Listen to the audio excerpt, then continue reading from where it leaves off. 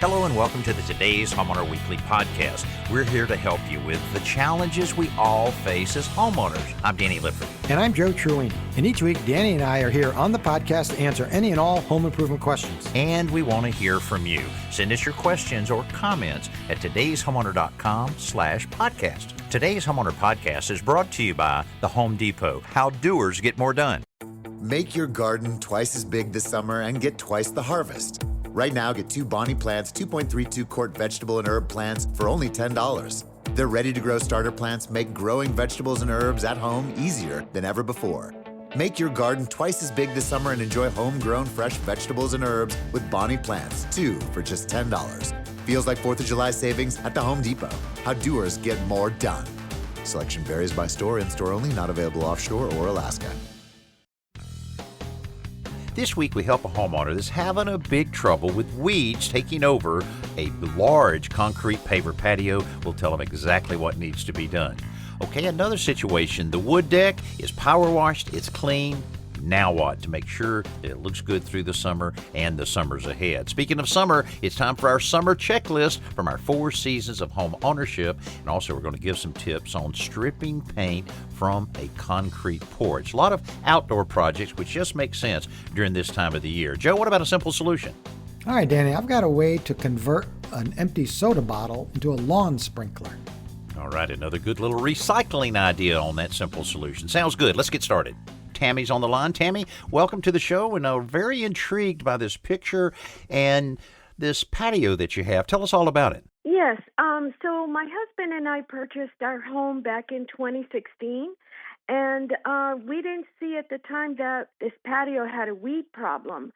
But we do have a full irrigation system. With the water running every other night, I noticed into our first year of living here that weeds were starting to just prop up everywhere, and we couldn't put out any outside furniture. And then I quickly realized from hearing from our neighbors that the former owners placed down the bricks themselves. So then I realized that there was certain spacing in certain areas, and it is a very large patio floor. But in the last few years, I've had a challenge of just pulling those weeds myself. And I do have a dog that runs around, so obviously I don't want to use anything with any harsh chemicals.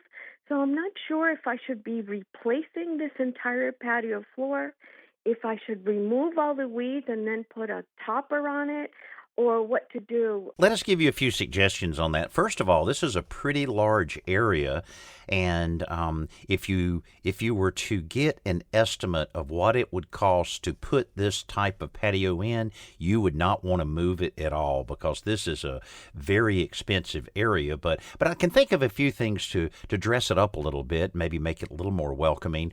When you mentioned the irrigation system, when it rains or when you're using your irrigation system, does any water ever settle on this patio, or is your drainage in pretty good shape? My drainage is okay. I do notice that the patio floor does have some wet areas. You know, obviously when it rains, the weeds just grow like crazy.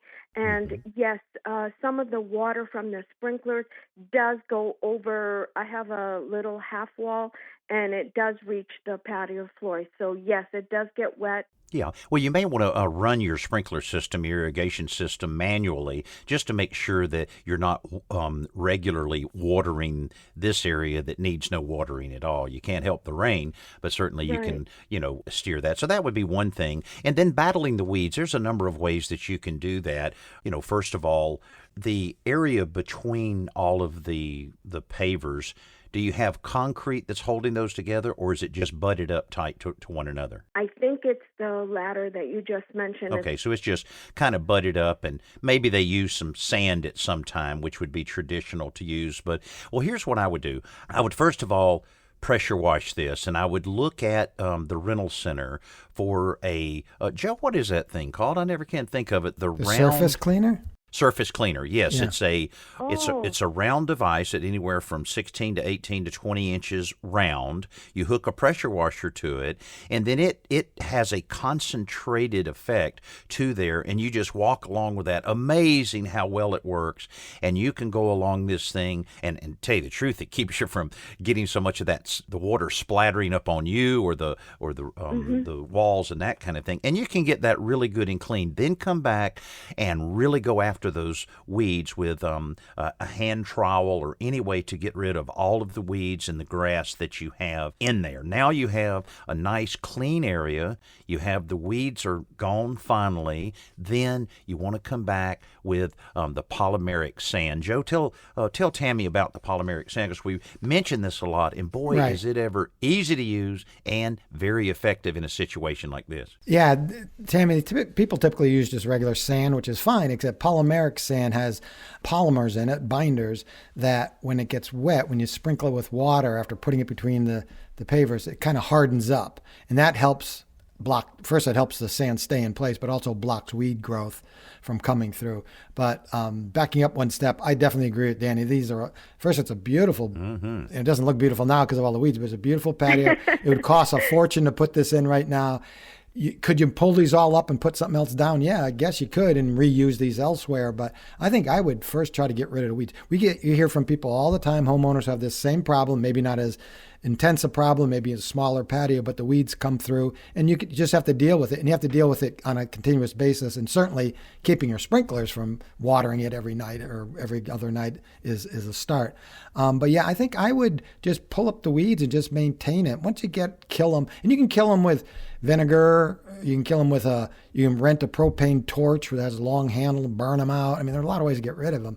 But then clear it out. And you can buy it's called a weeding tool, and it's just a wooden handle, and it has like a hooked blade on it. It's kind of hard to describe it. It's called a weeder, and you can fit that between and rake out all the weeds, and then kill whatever's left with the torch or with white vinegar.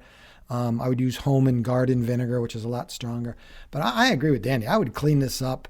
I mean, it's a relatively new home to you, so I would clean it up and get the most use you can out of this patio. And Tammy, a couple other things there. As Joe mentioned, if you don't want to do the manual work on all of this in terms of the weeds, then you have, a lot of things. You can use boiling water. You can use the strong vinegar, as he mentioned, or you might just put a temporary fence up, just something temporary, so that your dog won't get into it. And then use, a vegetation elimination type of chemical and just knock it all out at one time. Still have a little bit of removal of the dead material. But anyway, here's the good news. Once you get that polymeric sand down, you've got a clean patio. Your polymeric sand has kind of locked in because you get a little moisture on it. It locks in and it stays there. And I'll tell you what, sweep it good, and I would apply a few coats of clear masonry sealer. You wouldn't believe how cool that surface will look and how the character will really come out in those stones if you put a few coats of this on. You can put it on with a pump-up sprayer, spray it out a little bit, maybe 2 or 3 coats, and that will help prevent the weeds. That'll help prevent the discoloration, the mold, the mildew, and all of that. Absolutely beautiful. And one more little idea. You may even want to go in and pluck a few of these stones out to create some planting beds here and there. You may just want one feature tree right in the middle, or you may want a few little flower beds here and there, and that'll just kind of break up the expanse of the concrete, make it a little more cozy to hang out with. Oh, that's a great idea. I never thought of that.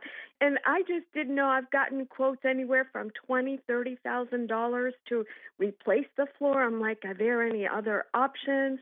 I've had a couple of local contractors tell me that, well, to get rid of the weeds, we'll just pour cement over this. You won't get any Lord, weeds. no, But I'm no, like, no, no. oh no, that just cement itself is like so bland, and there's no paving stones. So I just am looking to, cost effectively correct a problem and then enjoy the season. And I think the couple ideas. So first I got to pull the weeds and then put the polymeric sand, correct? That's Am correct, I following yes. the 1-2 step, and then do the Sealer. The sealer. Okay. That's So correct. am I looking for a concrete sealer or It'd be a clear masonry sealer, which is basically a concrete sealer. clear masonry sealer? Okay. Well, I think you have a great project to work with here. It can look amazing, introducing a few plants there, whether you put them in the ground or a container. Either way, it should look great. And Tammy, I'm glad we were able to help you and save you a little money and time on that. And best of luck on the project. And I know it'll turn out good. How about a picture after you get it all finished? Well, I'll try.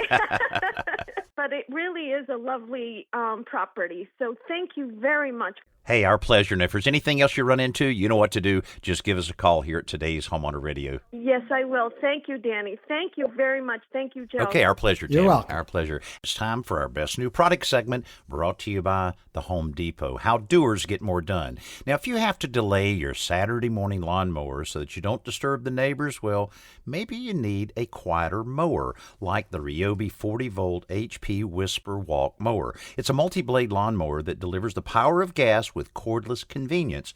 The brushless motor provides more power, longer runtime, and longer motor life than competing battery-powered mowers. And the all-wheel drive with Smart Trek technology matches the mower speed to your own pace. With a 70-minute runtime, it's ideal for yards up to 3/4 of an acre because the multi-blade system offers superior cutting performance for a longer runtime. Plus, because it's electric, it's whisper quiet, so you can mow as early as you want on Saturday mornings without a single complaint from your neighbors. So for more information on this Ryobi 40-volt HP Whisper Walk mower, log on to HomeDepot.com. I have a Ryobi electric mower that I use in and around my yard and all. Boy, Right, it's yep. amazing how quiet it actually is. It takes you a while to get used to it because Yes. after a lifetime of using a gas mower, you keep waiting and said, something's wrong. Oh, no, it is. It's working. You know? Yeah, and you don't have to mess with oil and gas and create all those fumes. In fact, it's a perfect gift to buy your neighbor. Yeah, there you go. Hey, a great Keep idea. him from cranking up the mower, right? That's right. Exactly. Hey, let's get back to our today's homeowner hotline right now. Valerie is on the line with us from Rhode Island.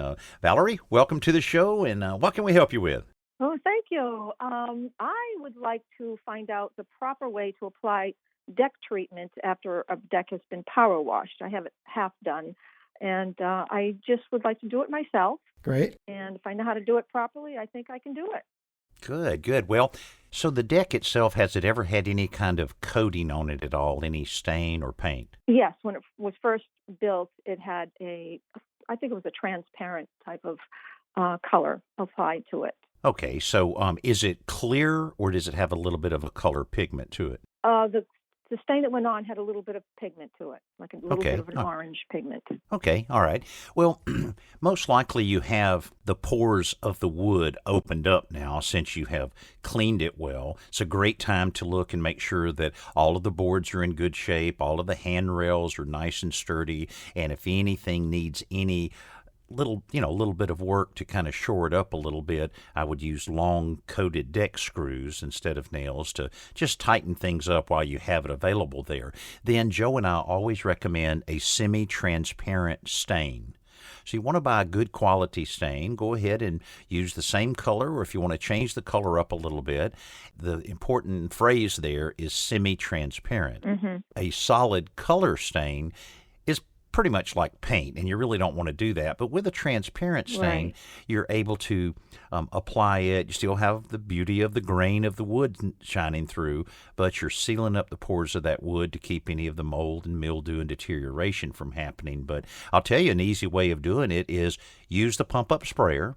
Make sure that tip is nice and clean, and spray it on just a few boards, and then come back get you a big 4-inch or 6-inch paintbrush, and then work it into the grain of the wood. You want to kind of even it out, what we call back brushing, and then you put that, then do you a few more boards and continue that and allow it to dry. You'll be amazed at how consistent the color is, and also it's going to make that deck last a lot longer. Okay, so you do have to spray it on. It's not something you apply with a long-handled applicator. You can roll it on there, but it's still recommended that you back brush it.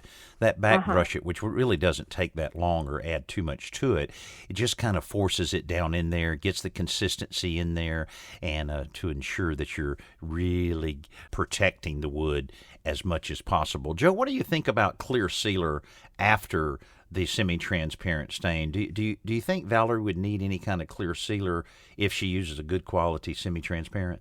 No, exactly, Valerie. If you buy a good quality semi-transparent stain, that will act as a sealer as well. And the reason that they recommend, by the way, kind of scrubbing it in is not only to force it down into the pores of the wood, but also to remove any excess stain.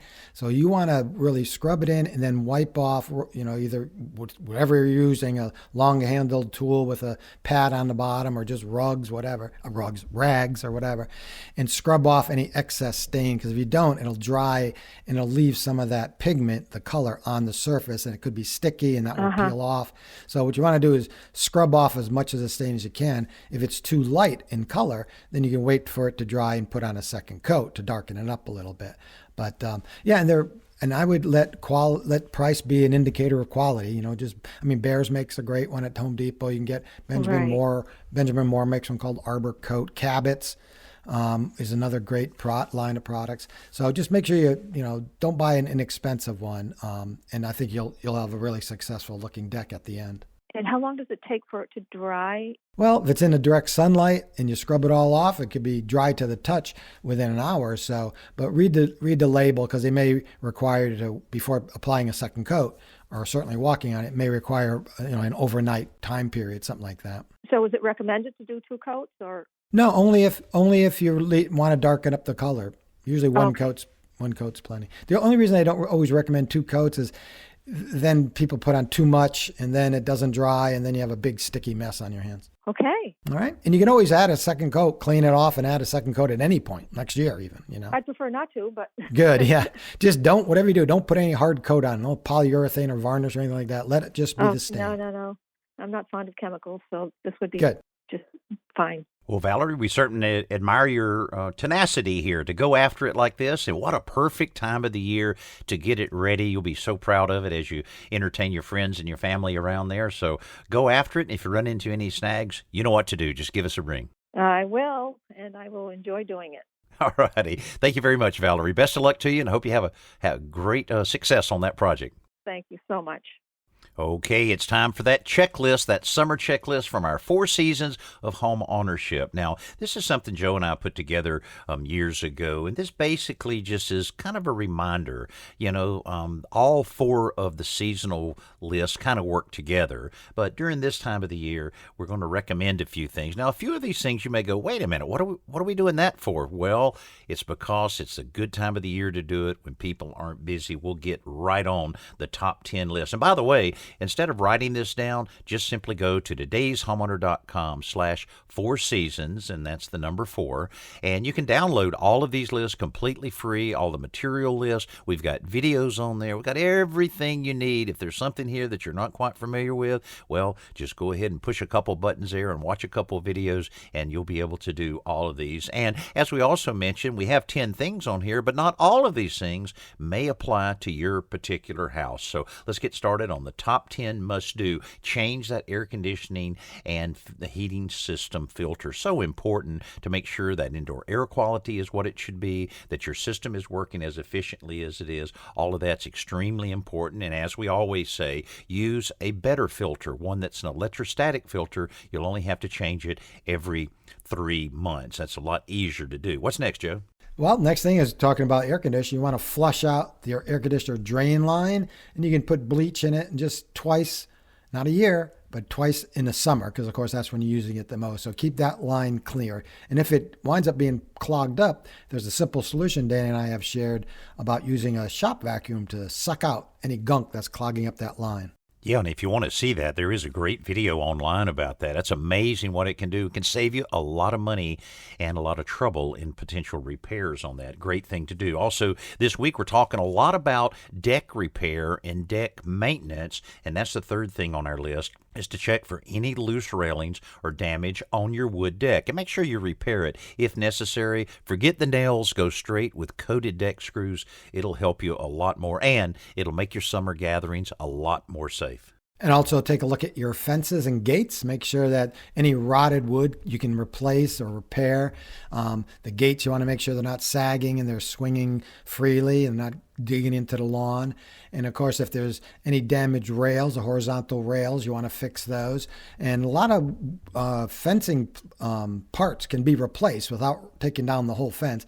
And of course, the posts themselves, often they get blown over a little bit, so you want to straighten those up as much as you can. And if they're rotted badly at the bottom or been damaged by string trimmers, you can always replace the posts as well. Of course, we all love to get out there and play around with our outdoor grill, but before you start getting real serious on any grilling, let's go ahead and thoroughly clean and inspect it to make sure it's safe. It's surprisingly easy to remove all of the grates and all of the burners and everything. Get it nice and clean. Make sure there's no holes in the bottom of that could cause any kind of problem with fire. And if you got outdoor deck furniture or patio furniture, great time of year to clean it. If it's metal, you can wash it down and sand it if you need to. Sand off any rust spots and prime it and repaint it.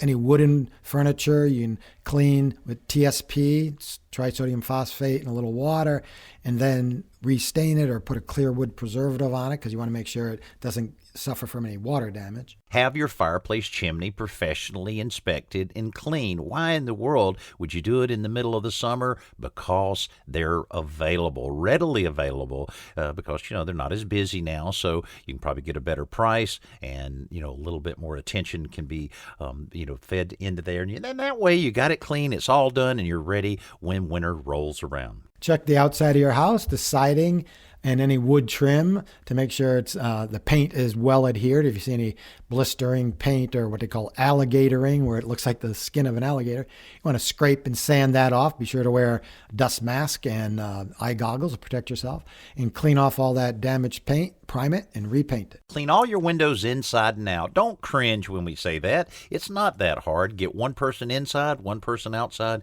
working on the same window. Might suggest using a little bit of regular white vinegar mixed with water. Newspapers are always great to use, or paper towels, and go ahead and get them nice and clean. But if one's on the inside, one's on the outside, that way it'll ensure that you don't miss any of the spots that might be on your windows. And the last must-do chore is to tend to your gardens. Pull any weeds, add mulch to gardens. Mulch does there are so many benefits to mulch. Not only does it prevent weeds from growing through, it deters them, but also holds moisture, so you might not need to water as much. So make sure your gardens and planting beds, flower beds, anything you're growing outside is taken care of.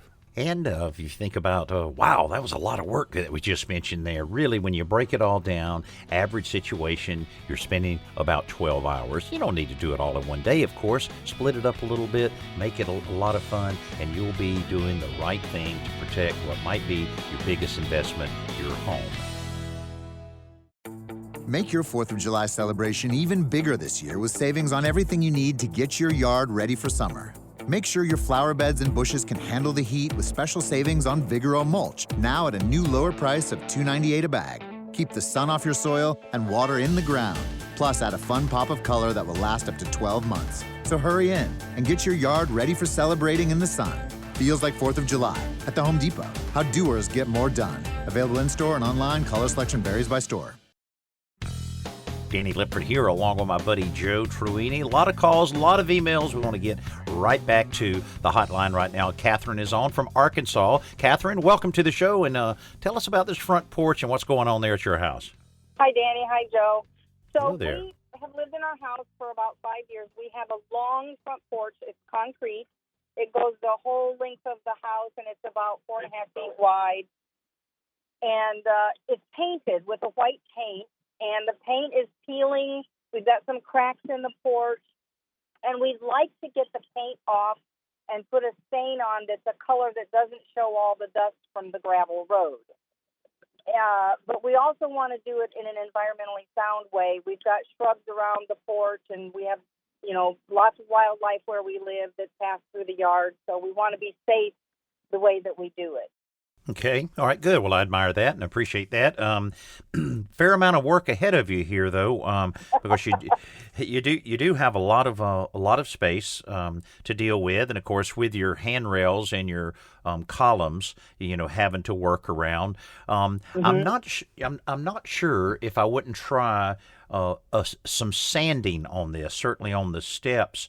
But I think I would try, and we'll get Joe's opinion on this as well, is to maybe rent a floor sander, and this is an orbital sander. Tell the people there at the rental place what you're sanding here, and because you're wanting to sand and remove the finish, you don't want to grind, necessarily grind it like you would if it was uneven.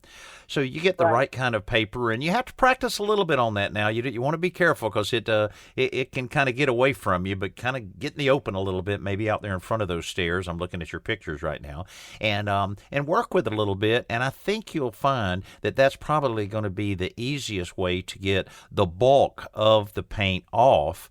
But then you're going to have to do a little bit of, a little bit of elbow grease there on the areas that the sander won't get to. But I think that's going to do that. And that way you're not getting into the chemical strippers, which is another way to go. But if you want to stay away from that. Joe, what any other idea for Catherine here? Because this could turn out to be a fair amount of work. Yeah, Catherine, I'm looking at the photographs as well, and it looks like a lot of work. And now you know why Danny and I don't recommend painting concrete, because although soon as you put down the paint, it's like a beautiful surface, relatively easy to clean. Right. But then when it starts wearing off, like, okay, now what? And it starts blistering, and if there's moisture coming through, it creates all kinds of problems. Any case, you could certainly sand it off. And the good thing about sanding is you can use like just a woodworking kind of sander to get into, orbital sander or random orbit sander to get into some just tighter places. If you're going to use a stripper of any sort, even if you're going to use it in some places, a few places, there are citrus-based strippers that are non-toxic. You have to read the labels to make sure the one you buy is safe around plants, but most of them are. They have like an orange acid, acidic acid in it. But there's another tool. If you're going to rent a tool, see if they rent a tool called a soda blaster. It's like a sand blaster, but it shoots, instead of sand, which is pretty abrasive, it shoots baking soda. And the great thing about that is it's just baking soda. So at the end of the day, you just rinse it off. If it gets on their lawn or your plant, you just, use a hose and it just goes right back into the surface. And it's almost impossible. I mean, if you went out of your way, I guess you could damage something with the soda blaster, but you really have to go way out of your way to try, because it's pretty, baking soda feels like it's not abrasive at all, but it actually is. And so that would be another way. You could certainly test it and see how quickly that gets that paint off, because grinding it would take forever, and even using a stripper would take. If you had if it was just a set of steps, you'd probably have more options, but this is a large area. And so I agree with Danny. I think either power sanding or soda blasting this off. Okay. And in our defense, we did not paint the porch. I'm sure you did not. You bought it with it painted. That's right. Yes, yeah. Well, it's a fair amount of work, but you'll be able to tell very quickly which is the best way to go. And actually, the citrus cleaner is a great idea because of it being a little more environmentally friendly, and that might end up being a little bit of all of these processes. Try that, see how it lifts the paint, and you might just be able to scrape some of it off, and then a little bit of sanding before you apply your concrete stain.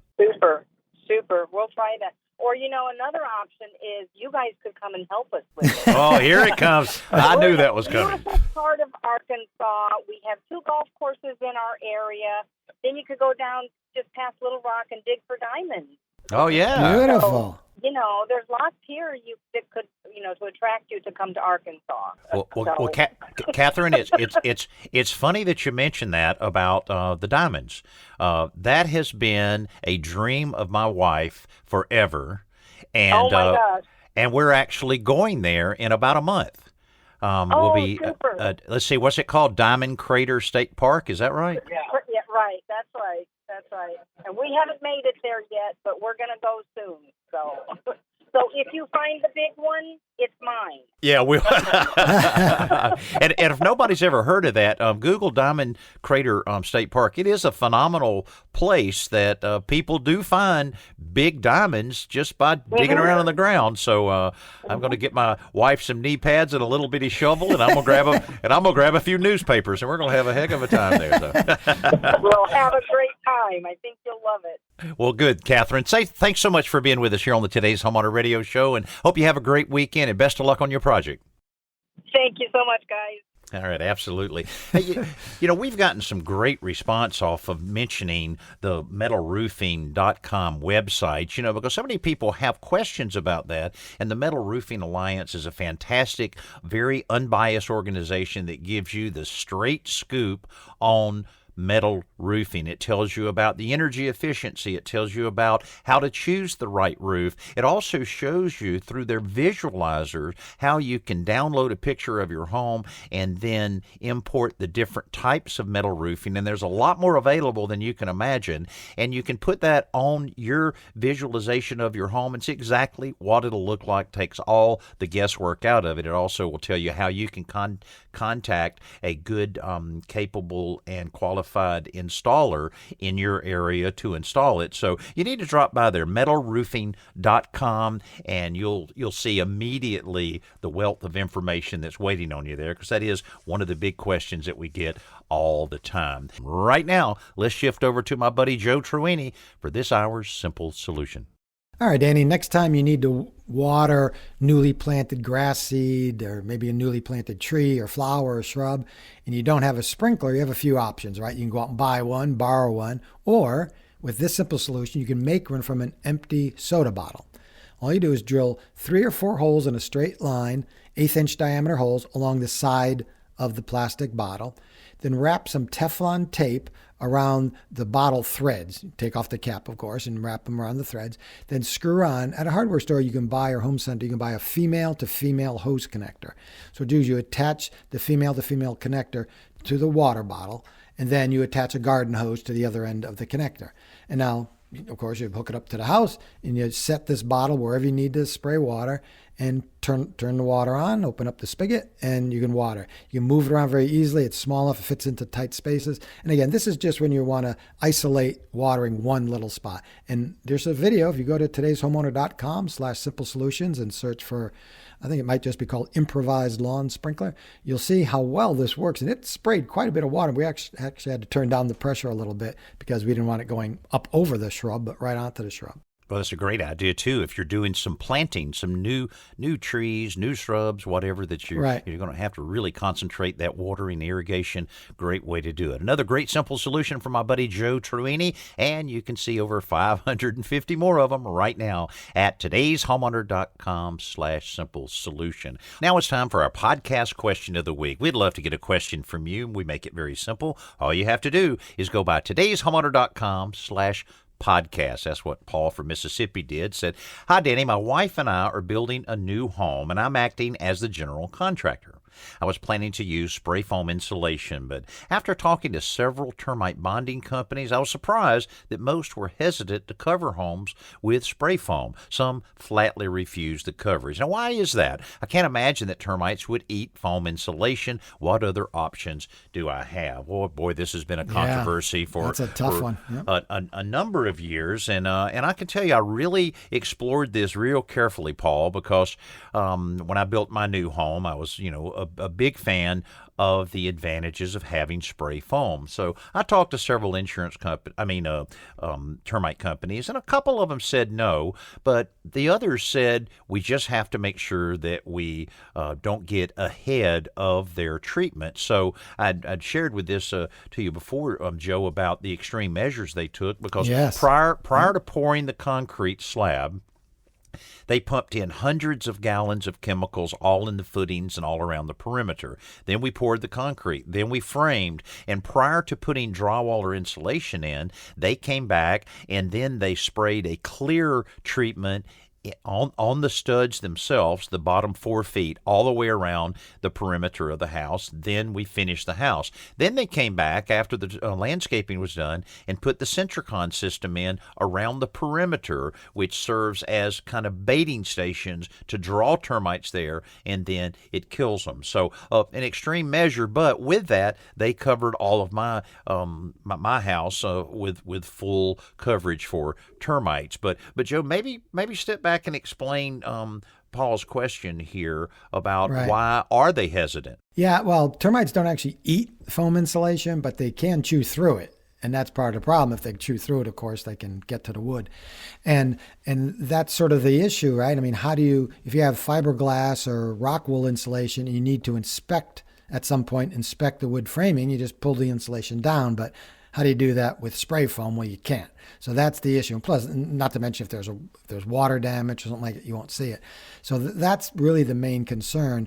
And in some southern states, they've modified the building code. I don't know about Mississippi where Paul lives, but I think where Danny lives in Alabama, they modified the building code in some jurisdictions that require something called a termite inspection strip, which is installed above and below the top of the foundation wall or the slab. Because the areas they're most concerned with, of course, are the mud sill, the band joist, the ends of the floor joist, the wood members that are closest to the ground.